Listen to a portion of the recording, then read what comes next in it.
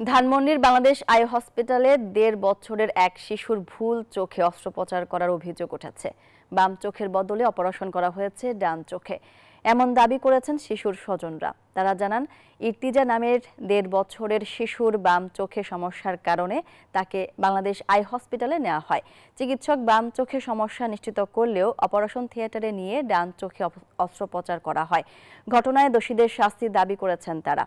এদিকে তদন্তের আশ্বাস দিয়েছে হাসপাতাল কর্তৃপক্ষ। অভিযোগ পেলে ব্যবস্থা নেওয়ার কথা জানিয়েছে ধানমন্ডি থানা পুলিশ।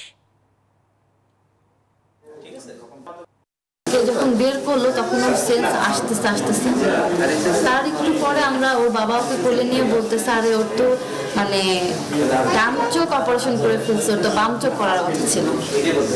এবং ততক্ষণে ম্যাডাম আমাদেরকে প্রেসক্রিপশন লিখে দেখে আমাদেরকে বিদায় করে দিচ্ছে। আমরা 999-এ একটা অভিযোগ পাই যে আই হাসপাতালে একটা অপারেশন সংক্রান্ত সমস্যা তৈরি হয়েছে। সেই সমস্যার বিষয়ে জানার জন্য আমরা এখানে আসে এক বাচ্চার অপারেশন হয়েছে, তার বাবা যদি এই ব্যাপারে কোনো কমপ্লেন করে, কোনো অভিযোগ দেয়, তাহলে আমরা আইনানুগ ব্যবস্থা নেব।